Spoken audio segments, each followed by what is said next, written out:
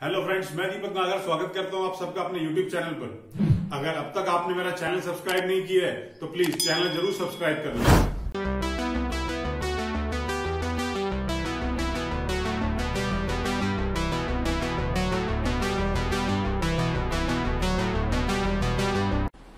Question में दे रखा है एक्स और वाई दो पार्टनर्स हैं और कैपिटल दे रखी है 4 लाख और 3,50,000।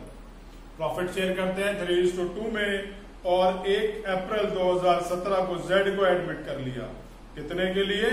1/5 शेयर के लिए। उस दिन उसके पास क्रेडिटर्स थे 3,20,000 के और जर्नलिज्म है 1,80,000 का। अपार्ट फ्रॉम कैश, कैश के अलावा हमारे पास कौन कौन से एसेट्स हैं? डेटर है, स्टॉक है, पेटेंट्स और बिल्डिंग है। इसका मतलब है कि कहीं ना कहीं भाई कैश भी है और वो कैश हमें कैलकुलेट करना पड़ेगा। उसके बाद लिखा है जेड 3 लाख रुपए कैपिटल के लिए आया और अपने हिस्से की गुडविल भी कैश में ले आया। कुछ एडजस्टमेंट्स हैं, prepare revolution account, partners capital account और बैलेंस शीट। बैलेंस शीट के बारे में समझेंगे। जिन बच्चों ने साल 2021 में पेपर देना है उनके सिलेबस में बैलेंस शीट नहीं है, वो जब मैं बैलेंस शीट बनाऊंगा तो उसको नहीं देखेंगे, उन्हें सिर्फ पार्टनर्स कैपिटल अकाउंट तक ही देखना है। आइए क्वेश्चन स्टार्ट करता हूं। सबसे पहले मेमोरेंडम बैलेंस शीट प्रिपेयर करता हूं।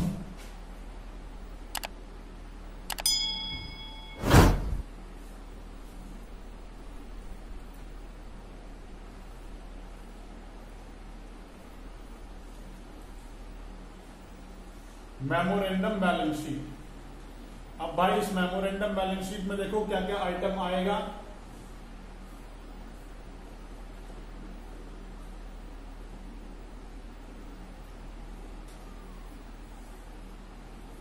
एक तो उन दोनों की कैपिटल्स आएंगी, एक्स की और भाई वाई की। एक्स की कैपिटल है 4 लाख रुपए, वाई की कैपिटल है 3,50,000 रुपए। टोटल हो गया जी 7 लाख रुपए, सॉरी 7,50,000 रुपए। इसके बाद लिखा है क्रेडिटर और क्रेडिटर का अमाउंट कितना है? 3,20,000। उसके बाद है जर्नल रिजर्व और जर्नल रिजर्व का अमाउंट कितना है? 1,80,000 रुपए। इसके बाद कुछ डेटर्स हैं। डेटर के बाद भाई स्टॉक है,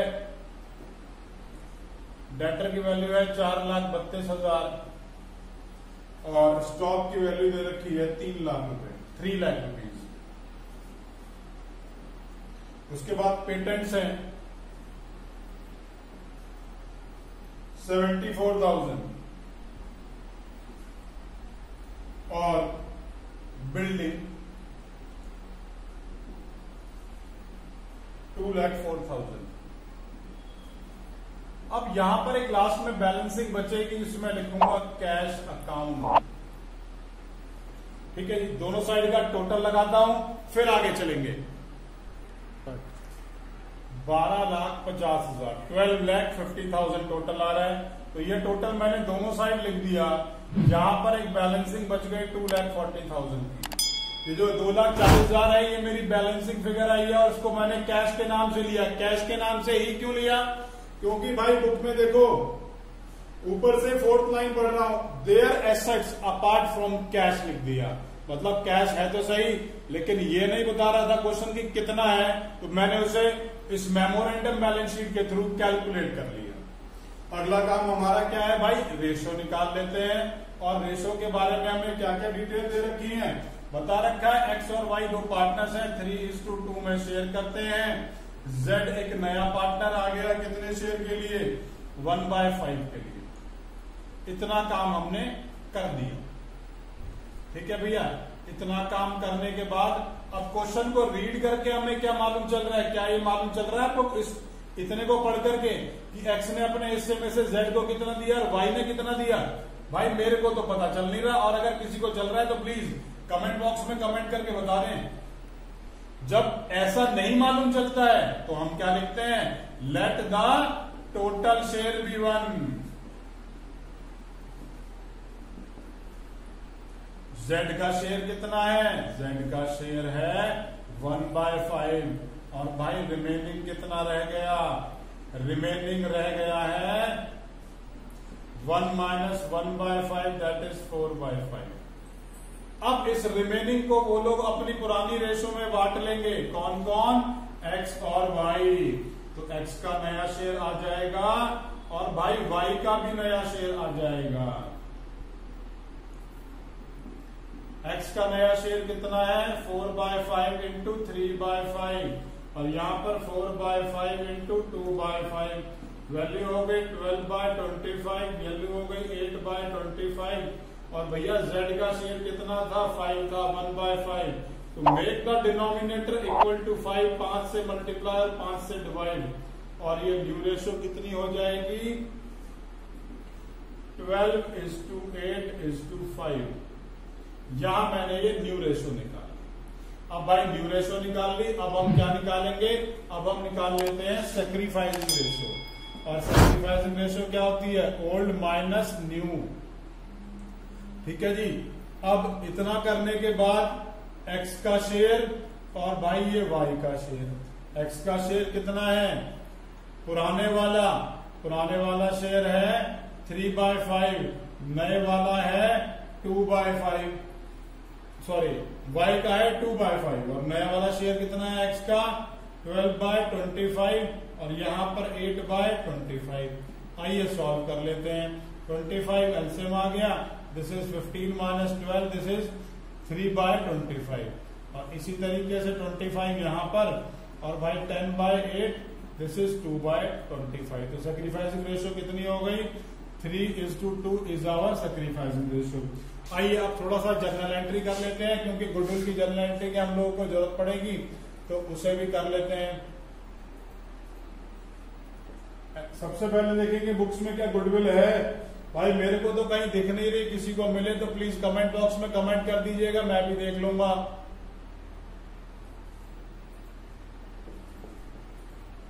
कैश अकाउंट डेबिट टू जेड्स कैपिटल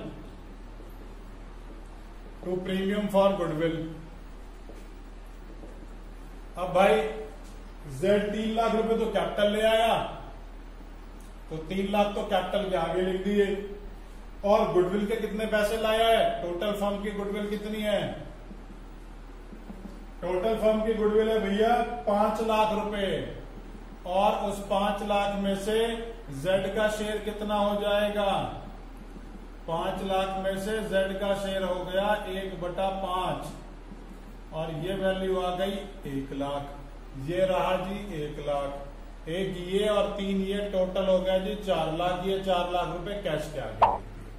जो पैसा वो ले आया है उसे ओल्ड पार्टनर्स में बांट देंगे प्रीमियम फॉर गुडविल करते हुए, और किस में बांटेंगे? एक्स में बांटेंगे और भाई वाई में बांटेंगे। प्रीमियम का पैसा कितना है? प्रीमियम का पैसा 1 लाख रुपए है और उस 1 लाख को बांटा मैंने किस में? 3:2 में, सॉरी हाँ 3:2 में। ये देखो अभी थोड़ी देर पहले सैक्रिफाइसिंग रेशो निकाली थी, उसी में इसको बांट देता हूं।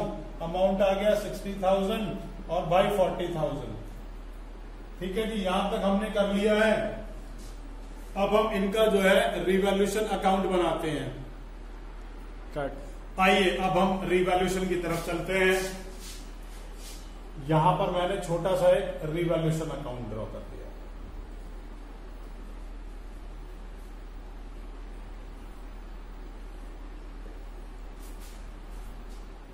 सबसे पहले लिखा है स्टॉक की वैल्यूएशन कितनी हो गई है? 2,94,000। जरा ऊपर देखिए स्टॉक कितना है? स्टॉक है 3 लाख, तो कितने से कम हो गया? स्टॉक 6,000 रुपए से कम हो गया। Patents are valueless. पेटेंट्स कितने से कम हो गए? पेटेंट 74,000 से कम हो गए, क्योंकि वैल्यूलेस का क्या मतलब हो गया कि भाई बिल्कुल वैल्यू 0 हो गई है। नेक्स्ट इज क्लेम है डैमेज का 20,000 रुपए का।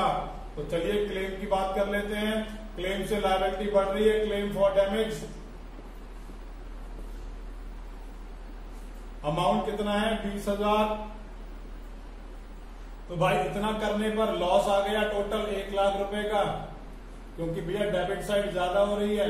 तो इस तरफ लिख दिया by loss transfer to capital accounts. किन किन कौन कौन से पार्टनर में बांटूंगा? भाई रिवैल्यूएशन का लॉस है, ओल्ड पार्टनर्स में ही बांटा जाएगा।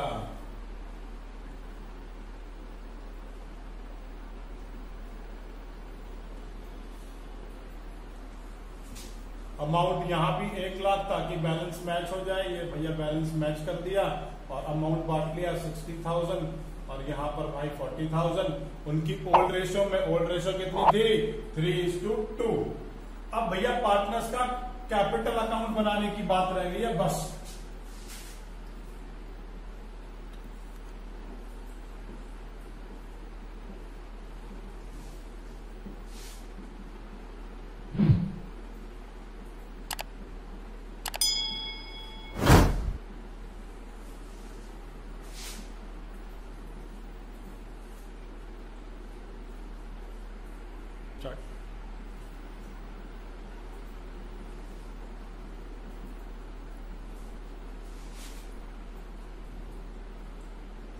सबसे पहले पार्टनर्स कैपिटल में मैंने लिखा by balance brought down. Balance brought down में उनकी कैपिटल, एक्स की कैपिटल थी भाई 4 लाख और भाई वाई की कैपिटल है 3,50,000। उसके बाद जो गुडविल का पैसा लेके आया था वो, सॉरी कैपिटल का जो पैसा लेके आया था जेड, उसकी एंट्री कर दी 3 लाख से। उसके बाद वो प्रीमियम का पैसा है जिसका डिस्ट्रीब्यूशन कराया हमने एक्स और वाई में 60,000, 40,000। उसके बाद बैलेंस शीट में जनरल रिजर्व लिखा है, जरा दिखा देता हूं आइए। ये वाला भाई आपकी किताब में क्वेश्चन में भी लिखा है 1,80,000। आइए इसे भी बांट लेते हैं। अब 1,80,000 को बांटना है।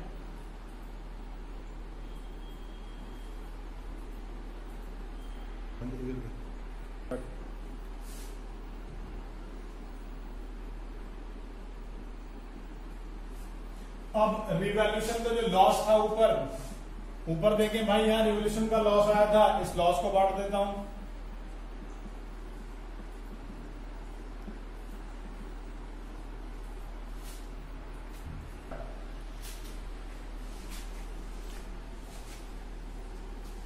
ये टोटल आ गया 5,68,000। ये वाला है 4,62,000 और ये 3 लाख। आइए दोनों साइड से बैलेंस कर लेते हैं। This is 568, this is 462 and this one is 3 lakh. यहां पर बैलेंस निकाल लेते हैं। टू बैलेंस कैरेट डाउन 5,08,000, यहां बैलेंस कैरेट डाउन आ गया। इसके बाद 4,22,000 यहां आ गया और यहां भाई 3 लाख रुपीज आ गए। फाइनली इसी तरीके से हम लोगों ने पार्टनर्स कैपिटल अकाउंट बनाना है। और जिन लोगों ने साल 2021 में पेपर देना है, आपके लिए सिर्फ वीडियो यहीं तक ही है। बाकी जिन लोगों ने साल 2022 में, 23 में या उसके आगे जो है एग्जाम देना है भाई, तो वो लोग कॉन्टिन्यूशन में रहे। मैं आगे बैलेंस शीट बना के दिखाता हूं।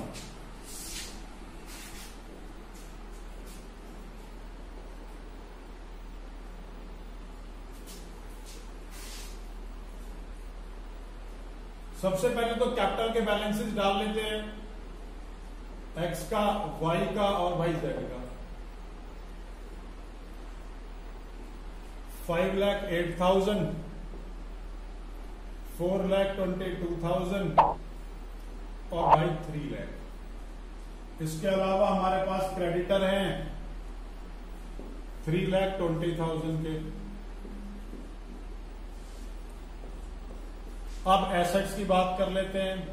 कैश पहले से था 2,40,000, नया पार्टनर ले आया 4 लाख, टोटल हो गया 6,40,000। इसके बाद डेटर्स की बात कर लेते हैं। भाई डेटर्स की जो बात है वो तो है 4,32,000, क्योंकि उसमें तो देखो कोई चेंज आया नहीं है। उसके बाद पेटेंट्स की वैल्यू 0 हो चुकी है, उनकी हम कोई बात नहीं करेंगे। उसके बाद रह गई बिल्डिंग की बात। बिल्डिंग में कोई चेंज नहीं आया तो 2,04,000 जितना था पहले उतना का उतना ही रह गया। अब स्टॉक की बात कर लेते हैं। स्टॉक पहले था 3 लाख रुपए, अब 6 लाख कम हो गया, सॉरी 6,000 कम हो गया, 2,94,000। यहां पे एक आउटस्टैंडिंग क्लेम फॉर डैमेज भी रह गया है, उससे भी डाल लेते हैं 20,000 रुपए से। ये अमाउंट आ गया 15,70,000 और ये भी 15,70,000। फाइनली इसी तरीके से क्वेश्चन को करके दिखाना है। कोई डाउट आ रहा है नीचे कमेंट बॉक्स में कमेंट कर सकते हैं। और अगर अभी तक आपने इस टॉपिक के ऊपर मेरा वीडियो लेक्चर नहीं देखा है तो प्लीज उसे जरूर देखिएगा।